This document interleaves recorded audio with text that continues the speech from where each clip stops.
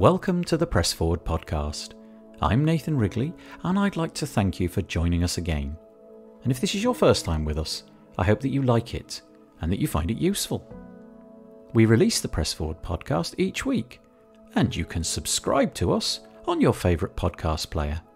This can be done by going to wpandup.org/podcast-feed.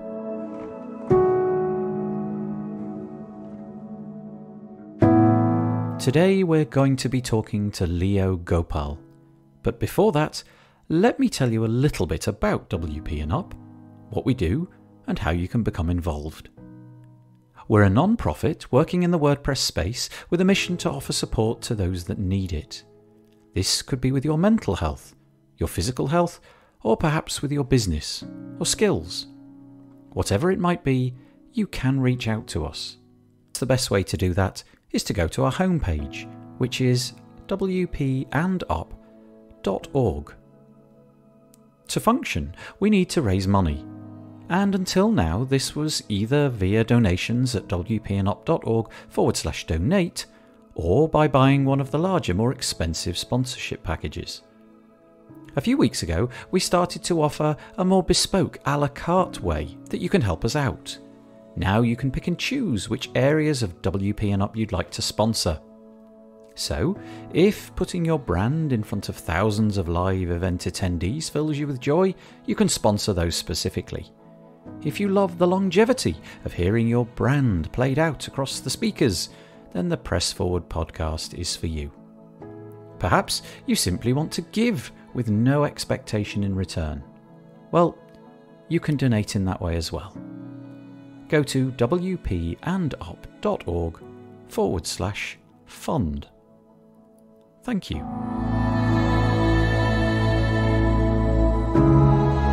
So today we're speaking with Leo Gopal. He's a WordPress developer and has been for many years. Today though, we don't dwell too much on that. Instead, we talk about Leo's journey with being bipolar, as well as how he lives with chronic insomnia. At the outset of recording this podcast, I had not met Leo and had never spoken to anyone who has had to deal with the things that he does.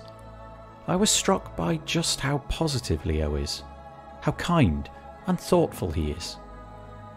We talk about what it means to be bipolar, how it manifests itself, and what precautions Leo takes to ensure that the ups and downs are easier to manage.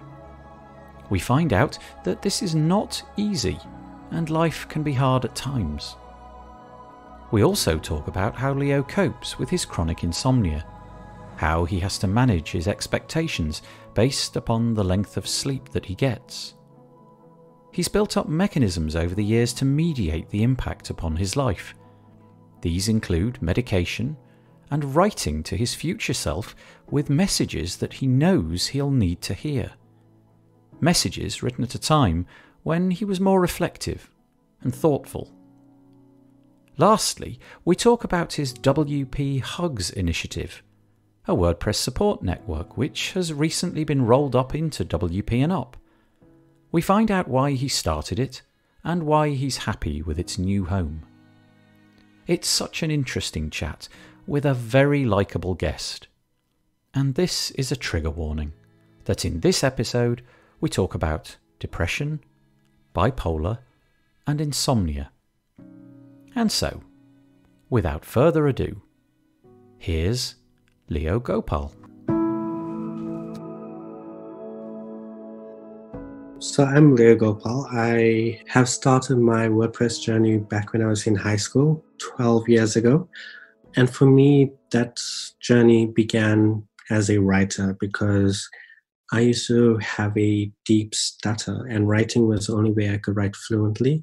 And eventually, tinkering with my own website and helping friends with theirs, I became a WordPress developer professionally and have been doing that for the last decade. And now I'm a happiness engineer at Codable. I started WP and Hugs, which is now part of the WP and Up family, purely because I used to go through or recently found out about myself that I have bipolar, and for the last 10 years I have had chronic insomnia. which I've had to be functional with. And that brings us to where I am today, trying to help myself, helping others.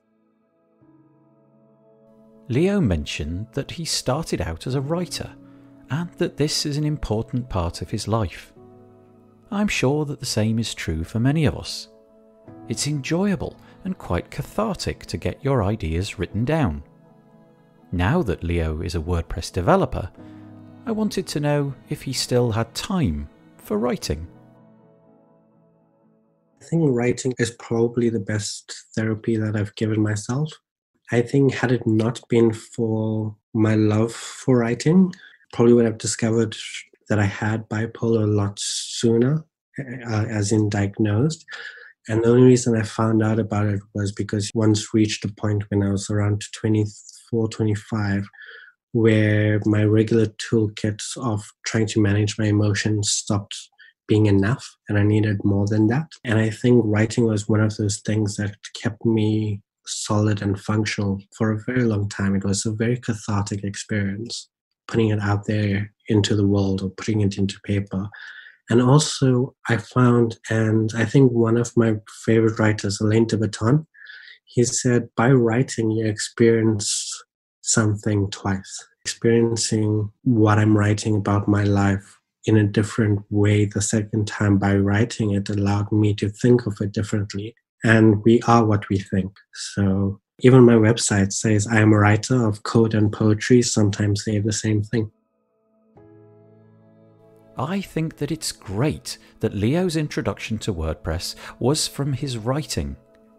Being a builder of websites, I sometimes forget that the vast amount of people who use WordPress don't really look at the code. They see it as a platform that enables them to publish their thoughts, ideas, writing, videos, and images. I wondered if Leo had had any previous experience with web technologies prior to using WordPress. Nothing. I actually had a WordPress website before I could have my own email address. I was at a point where one of my friends set up a WordPress site for me and they set up an email address, and I would use the WordPress website more often than I would check my mail. And I think I only got my first email address a year after I got my first WordPress site. Well, so the writing side happened in my third year of high school. I think that was around maybe like 2004, 2005. And then I also did information technology or IT as a subject in school, which is programming and stuff. So then I fused my website, which I used to like writing on, and my subject IT, which I really loved. And I started tweaking my site and building on top of that as a side project in order to understand both better. So I improved the medium in which I presented my writing by learning my favorite subject in high school. So when I finished high school, I could pretty much do most things with WordPress that were capable of the system at the time, which was back in 2009. And in 2009, April, I got my first job as a junior web developer straight out of high school in April. So this year will be like 11 years. Earlier on, Leo mentioned that his writing enabled him to work out that he had bipolar tendencies. In the show notes, I link to an article that Leo wrote to himself. It's called An Open Letter to Myself, and if you have the time, it's well worth a read because it gives context to how having bipolar tendencies affects Leo's life, cycles of ups and downs. I asked him to explain more about this. By looking back at my writing, I could see that I had bipolar tendencies, but it was more of a hindsight. So after I had a period where my regular toolkit of mindfulness meditation, writing, and all of that wasn't enough to get me through one of the rough patches that I was going through when I was around 24, 25. This was around 2016, 2017. I was then diagnosed officially by a psychiatrist as having a type of bipolar. And at first I didn't understand what that was. I didn't know what it meant, but they shared more about what I would have experienced in life. And by going back to my journals and going back to my writing, I could see, yes, I did have these cyclic episodes. There were periods where I would experience myself having like 4 times the feeling of being able to accomplish what I normally would as the normal version of me. I would have the neutral, regular experience of being just average. And then with every up is the down, and as high as I would go, that's how low I would follow. And it was through one of these lows, I had experienced one of the highest highs I had ever experienced. And it lasted for like almost 3 months, where I felt invincible. I mean, I had like 3 promotions in that time while I was living in Cape Town. I was doing really good work. I had 2 roles, both one was client facing, one was development facing, one was as a team leader, one was actually as the developer. And then that was a moment in my mania, in my high. And then I dipped. And as high as I went, that's how as low as I had gotten. And it was in that time that I discovered, when I needed more help, that yes, I have a type 2 bipolar, unspecified. And my writing helped me understand how my cycles worked, how I worked, by going back and looking at it and understanding it. And that's actually where that open letter to myself that you mentioned earlier came from.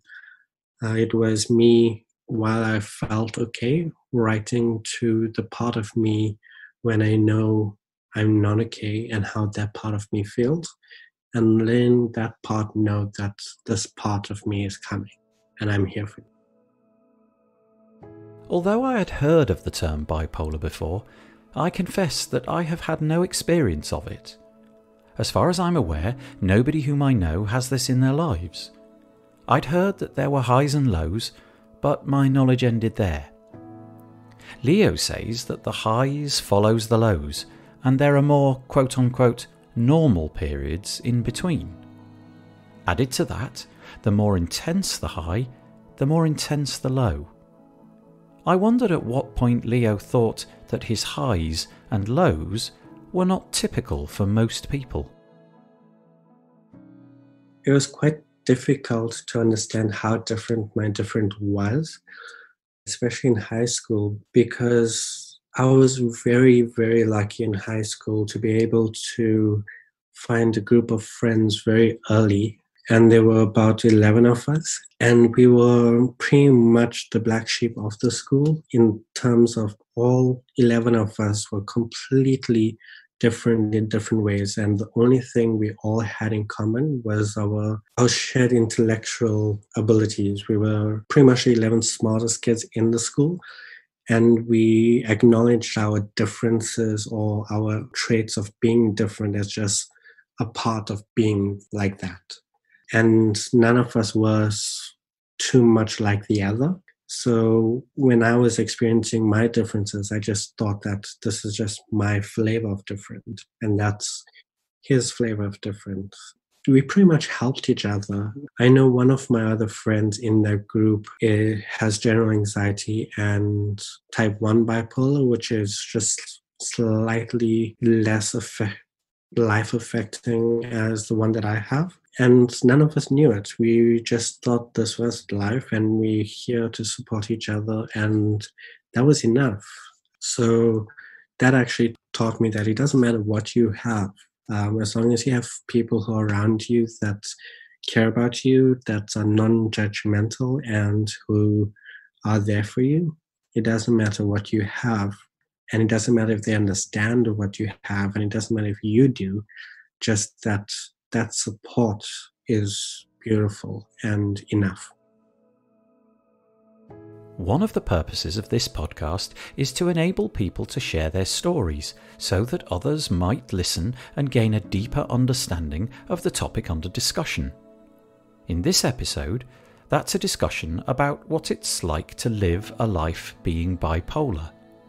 But as I mentioned, I don't really have an understanding of what bipolar means. So I asked Leo to explain how it manifests itself in his life. Definitely, I can actually share with you 2 sides of it as well. The first side would be before I was, well, I won't say before I was diagnosed. I have periods where I have to change the meds that I am on because my body gets too used to it and it's less effective. So it's as if I am not on meds. So there's that version, and there's the version where you are on meds and it works. And if I can explain both sides, I think it'll be super helpful. So the first side, the super high, firstly, I must say that it's for any regular person, it is usually a very risky time because you feel invincible. You feel like no decision you can make is wrong. You're very spontaneous. You don't think through your decisions very clearly unless you've learned to focus it on something that is productive. And for me, a lot of the time, I have done that by focusing it on work. And during times like that, I usually double or triple the amount of work that I produce or the solutions that I deliver and stuff like that. When I have those periods, it feels like I'm in a genius streak, and it's called manic and mania for a reason because everything you do is a lot faster. Like even in the kitchen, like I'm super loud during that phase because I'm like just like using my legs to open the drawers, open this, blend that, and like it's crazy. And you don't notice it because you're doing it. It's very difficult to understand the system in which you are a part of. But I understand when I am getting into a mania phase and stuff like that. And if I don't have work to focus it on, so like say mania arrives or I still am in mania on like a weekend or something like that, and I'm just with friends, I will be with them and I'll be going out, I'll be doing stuff until like the last person says, you know what, Leo, I really need to go to bed now. I'm kind of normal. So that's what like a mania is. If you were to witness me, you would absolutely be able to tell. But on an interpersonal level, when dealing with people, all three of my states I've been able to manage when it comes to interpersonal relationships. So you wouldn't be able to tell the difference if we're just having a call or a talk or we're just chatting on Slack or anything. It's in actually seeing me do stuff, that's when it's obvious. And then there's this awareness that once you know that you're in a high, there comes the fear that, oh, this is amazing, this feels great. But as great as this feels, this is as low as I'm going to go in a little while. So, however long the high lasts, like maybe it's a few days, maybe it's a few weeks, I know that as soon as it ends, I'm going to go to a period of a few days that are just normal. And then I'm going to dip into a depressive period, which is as low as the high was high. So that's how it feels without meds or anything that helps it. And for a lot of people who haven't learned the ability to focus their mania, it could lead to a lot of bad decisions like taking drugs or like spending a lot of money or having a lot of alcohol all the time or like stuff like that, which is usually how a lot of people first get diagnosed because they go through periods of that and then they completely stop and they're fine and they wonder why. And then that helps most psychiatrists diagnose. And I was diagnosed late because I always focused it on something that helped me be functional, which kind of was a good and a bad thing. And there's the other side when you medicated. Now, when you medicated, you almost at a plateau all the time. So you're neither high, you're neither low, but you know what the high feels like. And there are a lot of times when I have to admit that I miss it when on meds. So the reason I want to say that is because I have a few friends as well who are bipolar. And when they had the first time where they missed the high, they thought that there was something wrong with them. And I just want like other people out there to know who are listening to this and are having that aha moment to know that it's normal to miss that feeling of invincibility. I must also admit that it doesn't always happen in that order. So sometimes the low comes first. So like the way I like thinking about it, the high is is sort of like bungee jumping. So as high as you, or skydiving, as high as you fly, that's as hard you'll fall. But if it happens the other way around, it's sort of like being an arrow. As far as you're being pulled back, when you let go, that's as far as you're going to go when you get the high. So the cycle repeats. The high is followed by a low and vice versa. I was curious as to whether or not Leo was able to have an understanding during those highs and lows that this is what he's currently experiencing. In other words, I know that this is a high and I need to be cognizant of that. Then you get these little moments of mindful consciousness, of awareness of where you are. And you understand that, yes, I am in a high and I'm either using it well or I'm not, but either way, I'm happy. And I'm also aware of how happy I am or how manic I am. And there's that little bit of fear that comes in that tells me, you know what?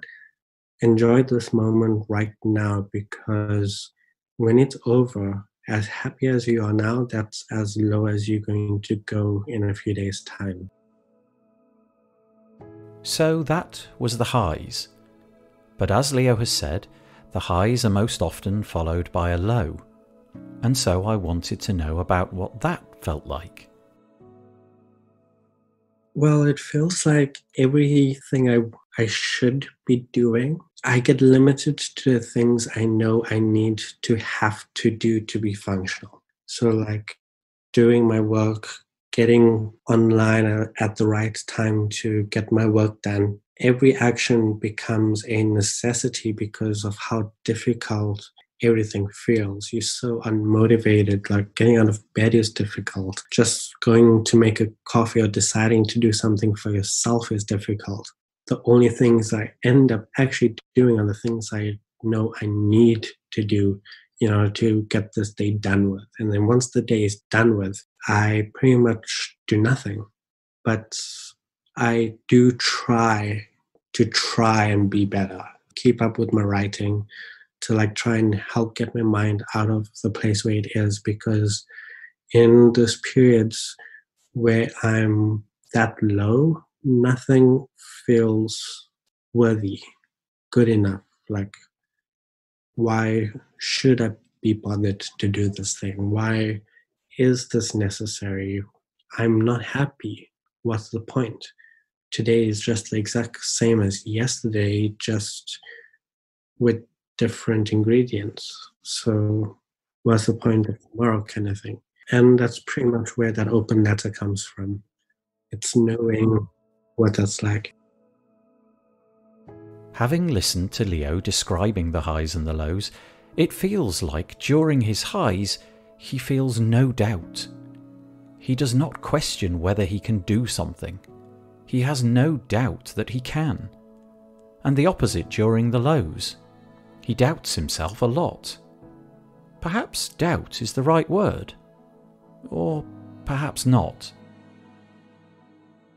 Or like a very low confidence in firstly achieving what I'm trying to do, but not only in achieving it, in questioning whether it's a worthy thing to be doing. I mean, so many times I had to convince myself that when you're normal or when you're in mania, Leo, you do love your job. You do love helping these people. You do love building these things. So in this period right now, just make sure you maintain those things so that they're still there for when you get out of this.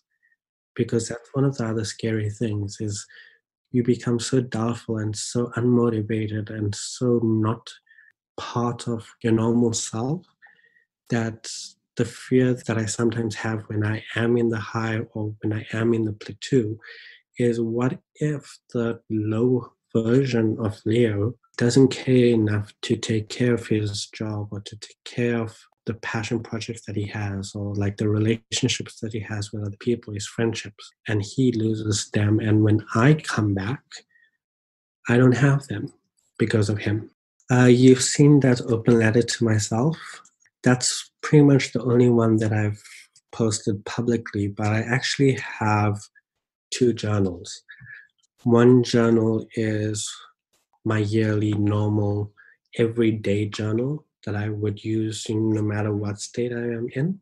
And then there is the other one, which is what I call my betterment journal. And the idea of that is not to steer myself in any direction, but it is purely there to write down the things I feel, the things that I enjoy, the things that I fear, things that I know have been good for me. And I read that journal in times when I am in the high mania to understand that I shouldn't make any risky decisions that might risk losing, like maybe this friendship, which is one of my anchor friendships, or when I'm in the low, to get up and like be consistent at my work so that I don't lose that, because that helps me stay stable in my mania and in my normalcy. So, and I write it as if I'm writing to a version of myself in that journal, whereas the daily, everyday journal, that's just what happened today, how it made me feel and stuff like that. Whereas that one is like, dear Leo, like when you're down, I understand. These are the things you need to keep doing because they will allow you to have these things when you get out of here. Because I know if you lose these things when you get out of here, you're just going to come back here and blame yourself for them. So it's not going to help you. Leo mentioned earlier that he takes medication to assist him. I'm guessing, therefore, that there is a medical, biological component to all of this. I thought it would be helpful if he could explain more. For a lot of people, the chemical imbalance is either between a lack of serotonin uptake or a lack of dopamine uptake. Both of these are like your happiness drugs in the brain, but it's always like a deficiency. So it goes in cycles. That's why you get these episodic rises and dips. Mine is slightly different to most cases because I don't have the receptors for the creation or the reception of dopamine at all, which means my body doesn't create it naturally in any way. So any dopamine that my body does get is from external sources through my meds and stuff like that. So you might have seen the WPN Hugs logo. If you look carefully, it's actually a dopamine molecule without the chemicals written on it. I know that some people are not comfortable using medication, but knowing that Leo does not have the receptors to create or receive dopamine, I guess that this was an easy decision for him to decide to use medication. Easy is actually a right word because at the time it was a necessity. It wasn't like I could choose whether or not to do it. I knew that if I don't do this, I'm going to end up in a place that might have a no return, because I actually got diagnosed after a suicide attempt that I had back in 2017. That was when one of my lows got so low after a high that was way too high. My regular toolkit couldn't help me out of it. And that's when I was diagnosed, and I had to take the medication and realized and learned a lot about where I was. And taking the medication was a guarantee that my highs will never be that high anymore if I continue on this path. But it will also mean that my lows would never be that low to get me to that position again. It was an easy decision born of necessity. There is another aspect to today's conversation that we have not yet touched upon, but I know that Leo was keen to share about it, and that is Leo's relationship with insomnia. He has chronic acute insomnia, which I asked him to explain. So having chronic acute insomnia is kind of like always being happy because Christmas is 6 sleeps away, no matter when you're thinking about it. When I am in a situation where my chronic insomnia is, let's say, at its average, I would probably average maybe 5 hours of sleep every 3 to 4 days. And it would be more of a passing out than it is as a falling asleep. It's just like, okay, now my body's had it and I have to fall asleep and stuff like that. But it can go to periods where it lasts longer than that. Having mania and bipolar definitely does not help, especially when you're manic and you have insomnia. They definitely do not help each other. And from experience, like maybe day 5 or day 6 of having no sleep, you reach a period where, well, for me, I get auditory hallucinations. So I like start hearing the kettle boiling or like someone talking that I know is in another room, but I know that maybe they're asleep, or I know that they're hallucinations. Like I know I'm hearing something that isn't actually happening. And then you get day 7 or 8 where that differentiation gets lost. But the hardest part during all of this is trying to stay functional in a normal society. Imagine a normal person not having a full night's sleep and still having to have a full day functional at work. It's very difficult. But I've had that for about the last decade now. So like I've had to learn tools to know where I am and to stay functional. Like I have these two, how shall I say, tricks that I use to try and understand where my cognitive abilities lie without having much sleep at the moment. One's a deck of cards, and the other is a Rubik's Cube. So what I do with a deck of cards is I shuffle it, I ruffle through them so that I can see them, and as many as I can recall by flipping them over from memory. That's how good or bad I know I am currently. I know, okay, my memory is at this level. And then with the Rubik's Cube, it tests my problem solving. How quickly can I solve it, and can I solve it? And that's when I know, like, okay, I'm at this point now and I need to like maybe let my manager know that I found myself in a place where I just need to take a little time off to like just reset and regroup and get back on board and stuff like that. And it's one of those things that I haven't been able, it's not as easy to control as the bipolar with medications and stuff like that, because one of the things with my body is I get so used to the medication, they just become ineffective. I don't get addicted to them, they just stop being useful to me. So sleeping medications and stuff like that, there's only a few kinds that you can actually get that are effective, and I've tried most of them. So it just sometimes means I have to cycle back to an old one or have like a few months detox of no sleeping meds at all, which can sometimes be very difficult. Your own mind is the thing that tells you whether or not you're okay or you are. And when you're not okay, you can't trust your mind to tell you whether you're not okay or you aren't. I had to have something that was not part of my mind that could be able to assess whether I was okay or not to carry on, or to tell someone that I needed help. Having no sleep can be very hard to deal with, and it's very hard to have control over your sleep. I wondered if there was any chance that Leo might, at some point in the future, be able to take charge of the amount of sleep that he gets.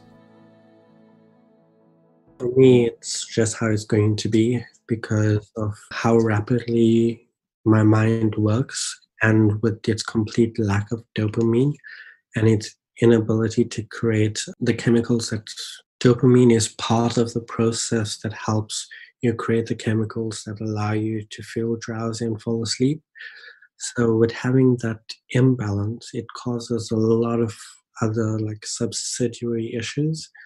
My chronic insomnia is just one of those things that sets it off. And the weird part is it's almost like a cycle. So for example, if I go into like an insomniac period, chances are if it lasts slightly longer, as soon as I wake up from like a nap or any kind of sleep, I know I'm instantly in mania for example. So it's like they feed off each other. Despite all of the things that we've just been hearing Leo talk about, he still managed to carry on and to create a career for himself. More than that, he set up WP Hugs with the aim of helping other people. Yeah, and to be honest, that was just a very, very beautiful accident that happened. I was due to speak at WordCamp Cape Town, which is South Africa's biggest WordCamp that we were having at the time. And I believe this was towards the end of 2016. It was during the beginning part of that really bad period that I told you about. And I decided that I wanted to share this experience with others in the development community because I realized how common it is in the tech industry. So I had this whole prepared slides and everything. And that morning I deleted all of my slides and I was like, you know what, I'm just going to tell my story. And at the bottom, I just put hashtag WP Hugs because, well, I'm a hugger. And also I found hugging gives me dopamine. So that's why I like it. And I put hashtag WP Hugs at the bottom and it started trending in Cape Town. And people wanted to know what it was. And I was approached by so many people after my talk who just came to me and said, you know what, I've been going through that as well, but I never felt, you're so brave. I've never felt like telling anybody. And the way you explained it, I feel okay to do that now. And then February, after my episode that I had and when I was properly diagnosed, that March, I started wphugs.org and I created a Slack channel and I created what was called the buddy system. And I also created a how are you score. So it was forbidden to say, how are you? I'm fine. It was like, how are you? 7. Or like, how are you? 4. And those numbers meant something. It was like, I'm a 7. I'm doing pretty great, but I know I could do better. 4, I'm kind of struggling, but I'll let you know if I need help kind of thing. And a buddy system where everyone in the community found like one other person where they could just unjudgmentally talk to and like tell how their day was. And by helping other people, it was me helping myself. I don't think I would have been able to be this functional or have gotten where I am now had I not accidentally created that community. Now, WP Hugs has been brought under the umbrella of WP and Up. Why did Leo do that? I have this belief that under no exception are we not always better together. And when I saw WP and Up and how it was formed and how it's growing and how the support it has is so vibrant and so there and the goals are so extraordinary, WP Hugs, for me, as the founder of it at the time, I believe it had grown, it had matured, but it had reached as far as I could take it on my own. And I wanted this baby of mine to grow, to be part of something bigger, to be beyond myself. I didn't want it to be in a situation where if something happened to me, WP and Hugs would fade away. I wanted it to be like, no, let's be part of something better, bigger, greater than myself. And that's how I decided to get in touch with WP and Up and said, like, let's be a family. Let's bring what I grew into what you are growing. And I know that it will grow beyond all of us. And that was my vision for it.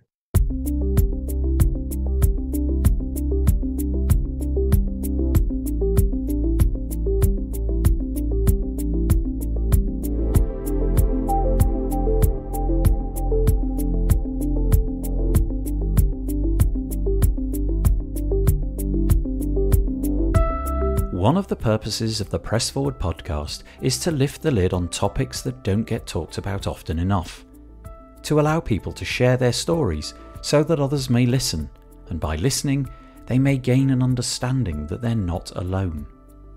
There are other people out there who have faced the same situations that you are facing. They have found a way through, and can offer support to you on your journey.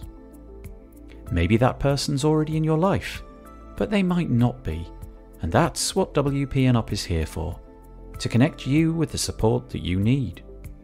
So, if you are able to, please help us so that we can continue to support the WordPress community. You can donate at wpnup.org/donate. That's it for this week. Please let us know if you're enjoying the podcast, if you're finding it useful or helpful. Reach out to us at wpnup.org/contact. There's a serious point to all of this, and that is that WP&Up is here to provide help and support. That help is available for you or the people that you know, and it can be easily accessed at the wpnup.org website. Please spread the word about the podcast, tell your friends, and subscribe on your favourite podcast player. And remember that together we can #press forward.